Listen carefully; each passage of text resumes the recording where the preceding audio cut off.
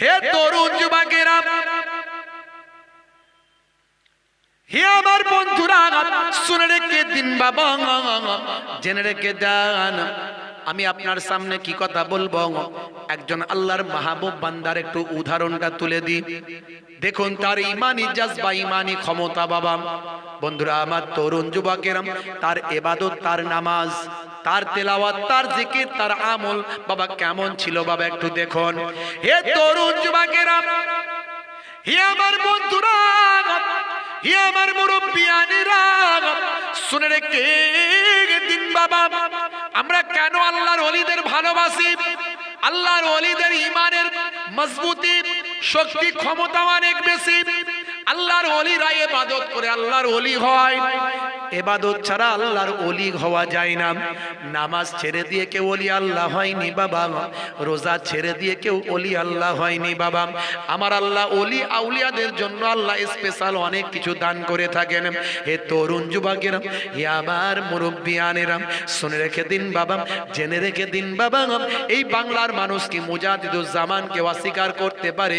যেই সময় বাংলার মানুষ মুখে দাড়ি রাখতে জানতো না, টুপি মাথায় দিতে পারতো না, জানতো না বাবা, ইসলামের হুকুম নির্দেশনাগুলো যখন জানতো না, বাংলার কোনায় কোনায় ভাই আমার, দোস্ত আমার, হাজার হাজার মাদ্রাসা, মসজিদ, মক্তব কায়েম করে মানুষকে হেদায়েতের আলো দিয়েছিলেন। যে সময় মানুষ শিরক বেদাতের মধ্যে লিপ্ত ছিল, ইসলাম বহির্ভূত কাজ করত, মাজারে মাজারে ঢাকঢোল পিটানো হতো, মাজারে মাজারে শিরক বেদাত করত, সেই সময় আপনার আমার পীর মুজাদ্দিদুজ্জামান তিনি ভাই আমার বাংলার জামিন থেকে শিরক বেদাতকে উৎখাত করেছিলেন। তাই তাকে সেই জামানার হাজার হাজার আলেমরা জামানার মুজাদ্দিদ বলে ঘোষণা করেছিলেন। হে তরুণ যুবকেরা, হে আমার বন্ধুরা, হে আমার মুরব্বিয়ানেরা, আকবর বাদশাহ একটা ধর্ম তৈরি করেছিলেন। ধর্মটার নাম হলো দ্বীনে ইলাহি। সেই দ্বীনে ইলাহির মধ্যে বায়ামাত তিনি হিন্দু ধর্ম থেকে ধর্ম নিয়েছিলেন, মুসলমানদের ধর্ম থেকে ধর্ম নিয়েছিলেন, খ্রিস্টানদের থেকে ধর্ম নিয়েছিলেন, ইহুদিদের থেকে ধর্ম নিয়েছিলেন, জৈন পার্সি থেকে ধর্ম নিয়েছিলেন, বিভিন্ন জায়গা থেকে তাদের কিছু কিছু নিয়ে সব ধর্মের কিছু জিনিস নিয়ে নতুন একটা ধর্ম তৈরি করলেন। মুসলমানদের ওলি আহমদ সিনেহিন্দি মুজাদ্দিদ আল ফিসানি বললেন, ও বাদশাহ জাহাপানাম, আপনি নিশ্চয় ভালো কিছু একটা চিন্তা ভাবনা নিয়ে এটা করেছেন বটে, কিন্তু এটা তো আল্লাহ প্রদত্ত ধর্ম নয়। ধর্ম মানুষের তৈরি করা হতে পারে না। ধর্ম যিনি তৈরি করেন একমাত্র মহান আল্লাহর পক্ষ থেকে হয়। আকবর বাদশার দ্বীনে ইলাহি উৎখাত করে দিয়েছিলেন তার লেকচার বক্তৃতার মাধ্যমে। হাজার হাজার লক্ষ লক্ষ মানুষ আকবর বাদশার দ্বীনে ইলাহিকে প্রত্যাখ্যান করেছিল, যার কথা শুনে তিনি হলেন আহমদ সিনেহিন্দি মুজাদ্দিদ আল ফিসানি। সেই মুজাদ্দিদ আল ফিসানির অবদানকে ইতিহাস অস্বীকার করতে পারে না। খাজা গরিব নওয়াজ হিন্দুস্তানের জমিনে এসেছিলেন। কোথায় গো? জায়গাটা কোন জায়গায় বলেন? আজমির শরীফ। মাঝে মাঝে আমরা অনেকে আজমির শরীফে যাই জিয়ারত করতে। জিয়ারত করতে এক শ্রেণীর মোল্লা মৌলবীরা এখন বেরিয়েছে, তারা ঠিকমতো মাদ্রাসায় পড়াশোনা করেনি, তাই তারা ভাই আমার কোরআন হাদিসের ব্যাখ্যা ঠিকমতো জানে না, ইজমা কিয়াস সম্পর্কে জ্ঞান নেই, উল্টো পাল্টা কথা বলে, শুধু সহি হাদিস করে। তারা বলে সহি হাদিস বলতেই বুখারী, মুসলিম, তিরমিজি, আবু দাউদ, নাসাই, ইবনে মাজাহ, আর নাকি তাদের কাছে হাদিস নাই। এই বুখারী, ইমাম বুখারীর কবে এসেছেন তার অনেক আগে থেকে হাদিসের কিতাব ছিল, সেইগুলো সব বাদ নাকি? তাহলে ওরা সব বাদ দিয়ে দেয়, বুঝতে পারছেন বন্ধুরা আমার? ওরা হাদিসের ব্যাখ্যা ভুল করে, কোরআনের ব্যাখ্যা ভুল করে। যারা বড় বড় আলেম তাদেরকে এরা বলে আলেমরা কিছু জানে না। যদি না জানে তাহলে মাদ্রাসায় পড়ে কি হবে? এরা ফেসবুকের বক্তা, ইউটিউবের বক্তা, এরা হচ্ছে ভাই আমার হোয়াটসঅ্যাপের বক্তা। এদের মাদ্রাসায় পড়তে হয় না, এদের পড়াশোনার দরকার হয় না, 16 বছর মাদ্রাসায় পড়লে তবে আলেম হয়। আলেম হলে কোরআন হাদিস থেকে ব্যাখ্যা বের করতে পারবে। কোরআন মাজিদেরই কিছু কম বেশি 500টা আয়াতকে মানসুখ করা হয়েছে। মানসুখ বলতে কি জানেন? কোরআন মাজিদ তো একদিনে আসেনি, দীর্ঘ 23 বছর ধরে এসেছে। কত বছর? দীর্ঘ 23 বছর ধরে। কতগুলো আয়াত? 6666টা আয়াত। এক একটা অবস্থার পরিপ্রেক্ষিতে স্থান কাল পাত্র বিশেষ এক একটা আয়াত এসেছে, 2-4 লাইন আয়াত এসেছে। তো আগে যেটা এসেছে, পরে যেটা আসলো, এরকম পরের আয়াত এসে আগের আয়াতটাকে ক্যান্সেল করলো। ক্যান্সেল বলতে আয়াত থাকবে, পড়াও হবে, কিন্তু তার ভাই আমার সেই হুকুমটা নির্দেশটা গ্রহণ করা হবে না। এই রকম আয়াত কেউ কেউ বলছে 500টা, কেউ কেউ বলছে 200টা, কেউ কেউ বলছে 100টা, কেউ কেউ বলছে 21টা। আল্লামা জালালউদ্দিন সয়ুতি পর্যন্ত বলেছেন, সম্ভবত 20 বা 21টা তিনি বলেছেন যে আয়াতকে মানসুখ করা হয়েছে। যেমন উদাহরণ দিলে বুঝতে পারবেন, আল্লাহ বলছেন লা তাকরাবু সলাত ওয়া আনতুম সুকারা। এই আয়াত দ্বারা বোঝা গেল কি? তোমরা নামাজের ধারে কাছে যেও না যখন নেশাগ্রস্ত থাকবে। তার মানে এই আয়াত দ্বারাই নেশা যখন করবে তখন যাবে না, অন্য সময় নেশা করা যাবে। এটাই বোঝা গেল তো? নেশাগ্রস্ত থাকলে যাবে না, তার মানে উল্টোটা কি হচ্ছে? নেশাই থাকলে তাহলে নেশা তার মানে করা যাবে। ডাইরেক্ট এখানে হারাম করা হয়নি, পরের আয়াত এসে মদকে খামার, মদ আল্লাহ হারাম ডাইরেক্ট করে দিয়েছে। তখন এই আয়াতের আর মানে মতলবটা আমার নেওয়ার নাই, পরের আয়াতেরটা নিতে হবে। অর্থাৎ মদ যে হারাম এটাই মানতে হবে। তো এই নেশায় থাকলে নামাজে যাব না, তার মানে নেশা করা যাবে, এইটা আর তখন গ্রহণ করা হবে না। এই রকম আয়াতগুলোকে বলা হচ্ছে মানসুখ করা হয়েছে। মানে পড়বো, পড়লে সওয়াব আছে, কিন্তু এর মানে মতলবটাকে আমি গ্রহণ করব না। বুঝতে পারলেন কোন আয়াতগুলো মানসুখ হয়েছে? তাহলে এই কোরআন মাজিদকে বুঝতে গেলে তার জন্য জ্ঞান দরকার। এই জন্য উল্টো পাল্টা কোরআনের ব্যাখ্যা করলে, পড়লে, বুঝলি, সে তখন বেঈমান হয়ে যাবে, কথা বুঝতে পারবে না। কারণ দীর্ঘ 23 বছর ধরে অবতীর্ণ হয়েছে। এই কিছু মৌলবী বেরিয়েছে নতুন নতুন, মনে রাখবেন এদের ওয়াজ শোনা যাবে না, ঈমান নষ্ট হয়ে যাবে। যদি আপনি ফুরফুরার পীর হযরত আবু বকর সিদ্দিক রাহমাতুল্লাহ আলাইহি দাদা হুজুরকে যদি মানেন, বিশ্বাস করেন, তাহলে তার দেখানো পথে চলতে হবে। যদি বলেন দাদা হুজুর মানি না, আলাদা কথা। মানলে তার দেখানো পথে, তার দেখানো ওলামায়ে দ্বীনদের ওয়াজ শুনতে হবে, ওদের ওয়াজ শুনলে হবে না। যাদের ওয়াজ শুনলে নবী প্রেম পাওয়া যায় না, নবীদেরকে সাধারণ মানুষ মানিয়ে দেয়, যাদের কাছে কিতাব নাজিল হয়েছে, যাদের আল্লাহর নবীর আগুনের ইশারায় আকাশে চাঁদ দুখানা হয়েছে, ডোবা সূর্য পুনরায় বলছিলাম, চোখ দিয়ে পানি ঝরে গেছে, পানিটা পড়েছে আল্লাহর নবীর চেহারাতে। আলী মুর্তজা হুজুরের চোখের পানি পড়ার পর আল্লাহর নবী উঠে বললেন, বাবা আলী কাঁদছো কেন? বাড়ির কথা মনে পড়লো নাকি? না হুজুর, আপনি আমার জিসিমের উপরে জানুর উপরে আপনি শুয়ে আছেন, আমার রাসূলে পাক, আমার বাড়ির কথা মনে পড়তে পারে হুজুর, আপনার খেদমতে আমি আছি। কাঁদছো কেন বাবা আলী? হ্যাঁ, বলে হুজুর আপনি তো নামাজের গুরুত্ব বুঝিয়েছেন, আর নামাজটা আমার কাজা হয়ে যাচ্ছে, তাই নামাজের মহাব্বতে আমার অজান্তে চোখ থেকে পানি পড়েছে। কিন্তু আপনি রাসূল, আপনি দয়ার নবী, সবচেয়ে আগে আপনার খেদমত, সবচেয়ে আগে আপনার খেদমত সবচেয়ে আগে, কারণ আপনি আমাকে নামাজ শিখিয়েছেন, তা আপনাকে তো আর আমি তুলতে পারি না। বাবা আলী চিন্তা করো না, আল্লাহর নবী মাগরিবের জায়গায় আগুনটাকে নিয়ে গিয়ে আবার আসরের জায়গায় টেনে দিলেন, ডোবা সূর্যটা আসরের জায়গায় উঠে গেল। সেই জামানার লোকজন বলল, যখন ডোবা সূর্য আসরের জায়গায় যাচ্ছে, তাহলে মনে হয় কায়ামত হয়ে গেল। পরে বুঝতে পারলো যে আল্লাহর নবীর মুজিজা এটা ছিল। এরা বলে নবী আমাদের মতো মানুষ, নবীর সম্মানকে ছোট করে দেয়। যাদের ওয়াজ শুনলে নবীর সম্মান ছোট হয়, যাদের মধ্যে ওলি আউলিয়াদের প্রেম নাই, ওলিদের মানে নাই না,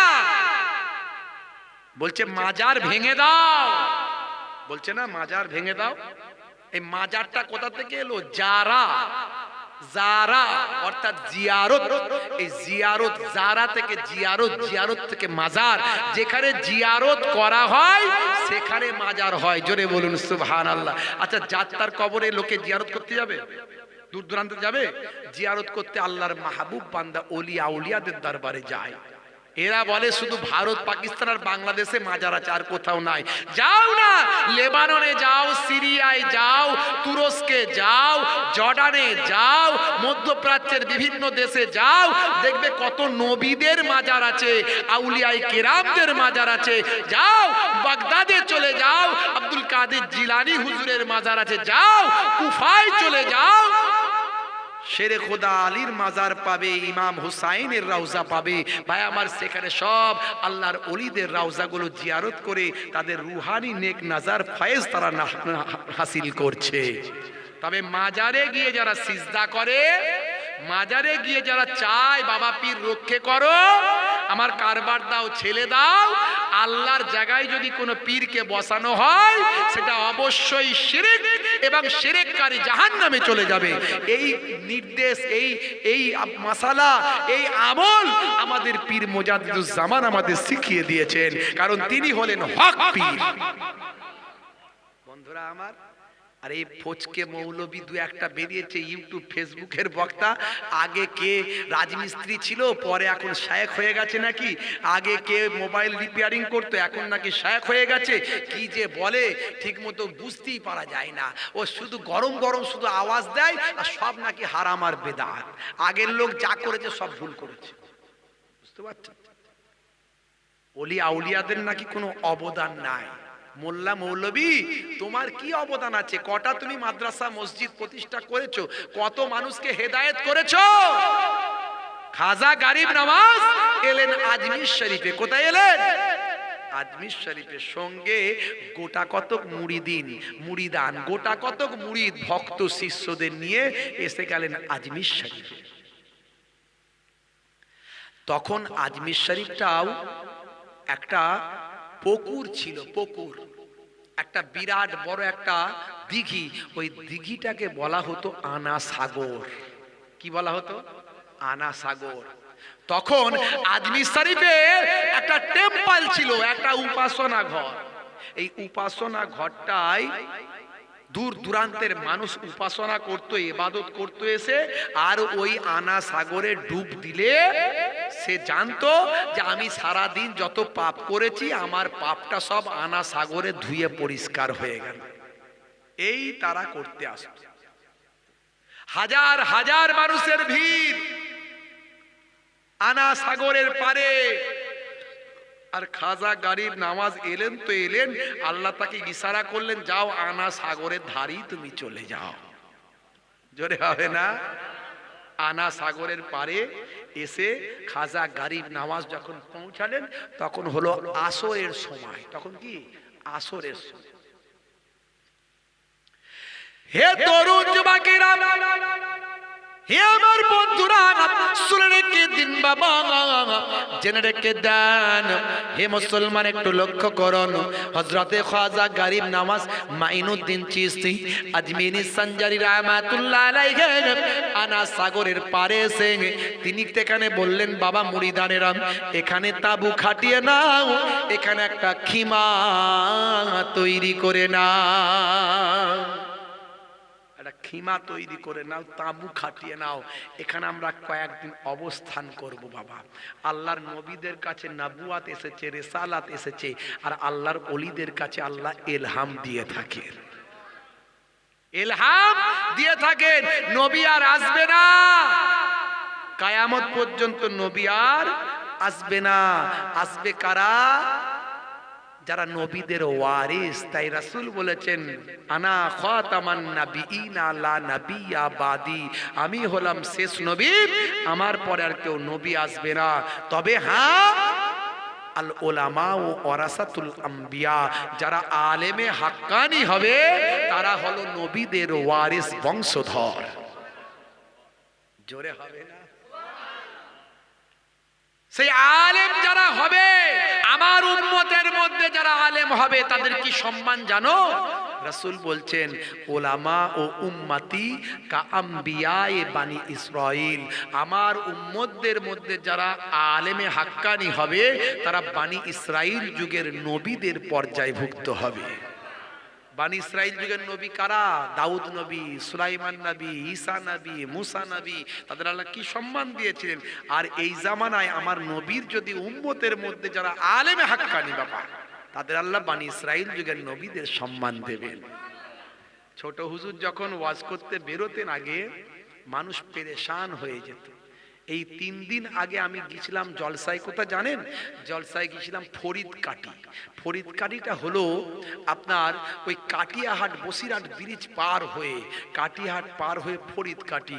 ওই ফরিদকাটিতে যে ঘরে ছিলাম সেই ঘরেতে আমার এক মুরব্বী বাপজি এসে আমি নামাজ পড়ে বসে আছি, আমার কাছে এলেন, এসে বললেন, বাপজি তা আপনি আমার বাড়িতে চলেন, আপনার নানা জানেরই আমরা মুরিদ, নানা জানের কত ভালোবেসেছি, তো আপনি তার নাতি, তো আপনাকে দেখে আমার একটু অন্য অনুভূতি হচ্ছে, তো একটু আমার বাড়িতে চলেন, হাতে একটু সময় আছে, যদি একটু যেতেন। আমি না করতে পারলাম না, গেলাম। 10 মিনিট 15 মিনিট রেস্ট নেবো, আধ ঘন্টা রেস্ট নেবো, নিয়ে আবার স্টেজে উঠবো। তো আমি যাওয়ার পরে আমার কাছে আমাকে বললেন একটু রেস্ট নেন, পাটা লম্বা করতে শুয়ে পড়েন। আমি শুয়ে পড়লাম, উনি মাথার গোড়ায় চেয়ারটা নিয়ে এসে বসলেন, বসে বলছেন, বাপজি একটা কথা বলবো। আমি বলেন। বলে, আপনাকে না বলে পারছি না, আমার যেন আপনাকে দেখে কিরকম একটা মনে হচ্ছে, যেন বলি বলি মনে হচ্ছে, তাই আমি না বলে পারছি না। তো আপনার নানা জানের একটা গল্প কথা আমি শোনাবো আপনাকে। আমি একটু ইন্টারেস্টেড হয়ে গেলাম, তো শোনান। মাশাআল্লাহ। উনি তখন কাউকে না শোনানোর জন্য দরজাটা লাগিয়ে দিলেন। আমি বুঝতে পারলাম এই কথা উনি গোপন রেখেছেন, কাউকে বলেন। মনোযোগ দিয়ে শুনলাম। আমার নাম ঠিকানা অ্যাড্রেস সব আছে, কিন্তু তিনি যখন গোপন রাখতে চেয়েছেন আমি গোপন রাখছি, তার নাম ঠিকানাই বলবো না। হে তরুণ যুবকেরা, হে আমার বন্ধুরা, শুনে রেখে দিন বাবা, জেনে রেখে দেন। বলল, আপনার নানা জানকে আল্লাহ কি নিয়ামত করেছিলেন। ওলি আউলিয়ারা কে এমনি ওলি হয়? আল্লাহর ওলি যারা হয় তারা কি আর এমনি ওলি হয়? অনেকে মনে করে ওলি মানেই বাবা আকাশ দিয়ে উড়ে চলে যাবে, ওলি মানে পানি দিয়ে উড়ে চলে যাবে, হেঁটে চলে যাবে খালি পায়ে, ওলি মানে কিছু একটা কারামত দেখাবে তবেই সে ওলি। না না না না, ওটা ভাববেন না। মাঝে মাঝে বক্তা মৌলবী বলছে ফুরফুরার হুজুররা নাকি ফু দিয়ে বোতল ফাটিয়েছে। কথা ঠিক না ভুল? এ তো ভুল কিছু নয়, এটা তো কারামাত। কারামাতুল আউলিয়ায়ে হক, ওলিয়া উলিয়াদের কারামতটা হলো হক। আল্লাহ কোরআনে বলছে, আলা ইন্না আউলিয়া আল্লাহি লা খাউফুন আলাইহিম ওয়া লা হুম ইয়াহজানুন। যারা আমার প্রকৃত ওলি বান্দা হয়, আমি আল্লাহ বলি তাদের কোনো খৌফ নাই, ডর নাই, চিন্তা নাই। ও মৌলবী বুঝবে কি? ও তো জাহিরি বুদ্ধি। এই দুনিয়াবি যদি দু চার লাইন পড়াশোনা করে, ওর এলমে বাতিনি কিছু নাই। ও দুধ চেনেছে, মাখন চেনে না। ও দুধ চেনেছে, ঘি চেনে না। ও দুধ চেনেছে, ছানা চেনে না। দুধ থেকে ছানা হয়, দুধ থেকে ঘি হয়, দুধ থেকে মাখন হয়, দুধ থেকে মিষ্টি হয়। ও দুধ জানে, মিষ্টি জানে না। দুধ জানে, ঘি জানে না। দুধ জানে, ছানা জানে না, মাখন জানে না। ওলি আউলিয়া হতে গেলে ইলমে জাহিরিকে ভালো করে পিশাই করে সেখান থেকে ইলমে বাতিনি বের করে নিতে হয়। অত সহজ নয়। ইলমে তাসাউফের জ্ঞান, ইলমে লাদুন্নি আল্লাহ দিয়ে থাকে, আল্লাহর পক্ষ থেকে পাওয়া যায়। ওলি আউলিয়াদের কাছে ইলহাম এসে থাকে। হে তরুণ যুবকেরা, সেই মুরব্বি বাপজি বলছে, হুজুর আপনার নানা জানকে আল্লাহ কি দরজা দিয়েছিলেন, কি মর্তবা দিয়েছিলেন? আগে আমরা যখন ওয়াজ শুনতে যেতাম, আমার মা বলেছিল, বাবা ছোট হুজুর যেখানে আসবে, হুজুররা যেখানে আসবে, সেখানে গিয়ে একটু ওয়াজ শুনবি বাবা। তাদের চেহারার দিকে তাকিয়ে থাকবি, চেহারার দিকে দেখবি বাবা, ওয়াজ একটু শুনতে যাবি। হাদিস পাকের মধ্যে এসেছে বাবা, আলেমে হাক্কানির চেহারার দিকে তাকালে সাগিরা গোনাগুলো ঝরে ঝরে পড়ে যায়। তবে আলেমের মতো আলেম হতে হবে বাবা। আমার নবী, দয়ার নবী বলেছেন, মানজারা আলেমান ফাকান্নামা জারানি, যে আলেমে হাক্কানির জিয়ারত করলো সে যেন আমি রাসূলুল্লাহ আমার জিয়ারত করলো। মান সাফা আলেমান ফাকান্নামা সাফানি, যে আলেমে হাক্কানির সঙ্গে মুসাফা করলো সে যেন আমি রাসূলুল্লাহ আমার সঙ্গে মুসাফা খানা করলো। মান জালাসা আলেমান ফাকান্নামা জালাসানি, যে আলেমে হাক্কানির মজলিসে গিয়ে বসলো সে যেন আমি রাসূলুল্লাহ আমার মজলিসে বসলো। আলেমের মতো আলেম হতে হবে। এক শ্রেণীর আলেম আছে মনে খুব হিংসা, গন্ডগোল, অহংকার, তাকাব্বর, নবীর প্রেম নাই, ওলিয়া উলিয়াদের মানে না, বুঝতে পারছেন? খালি অহংকারে অস্থির হয়ে যাচ্ছে, বিনয় নাই, আদব নাই। আদব হলো ইসলামের মূল জিনিস, মনে রাখবেন। ইলমে তাসাউফের মূল জিনিস হলো আদব। বসিরার আল্লামা হুজুর বিরাট বড় আলেম সেই জামানার, বলেন আমার দুনিয়াবি সব এলেম শেষ, আমার সঙ্গে কেউ পারে না, সব জায়গায় ফার্স্ট, আমার উপরে কেউ নাই, কিন্তু এলমে বাতেনি আমাকে শিখতে হবে। একজন হাক্কানি পীর মুর্শিদের কাছে যেতে হবে, খুঁজে খুঁজে ফুরফুরার পীর হযরতে আবু বকর সিদ্দিক, আপনাদের দাদা হুজুর পীর কেবলা রাহমাতুল্লাহ আলাইহি আমার পনানাজান হুজুরের কাছে চলে গেলেন। আমার দাদাজান পীরনগর হুজুর পীর কেবলা রাহমাতুল্লাহ আলাইহি ইলমে জাহিরি শেষ, পীরনগর হুজুর পীর কেবলা রাহমাতুল্লাহ আলাইহি। বাপজি আমার ছোট্টবেলা থেকে দাদাজান আমাদের সঙ্গে গল্প করতেন মাঝে মাঝে। আল্লাহর ওলিদের চেহারা, আল্লাহর ওলিদের কথাবার্তা, তাদেরকে এক এক সময় দেখবেন ভয়ঙ্কর, সামনে যাওয়ার ক্ষমতা নাই যখন সেই মেজাজে থাকবেন। আবার এক এক সময় মাটির মানুষ, তার থেকে সহজ সরল আর কেউ হবে না। মাঝে মাঝে গল্প করতেন দাদাজান হুজুর।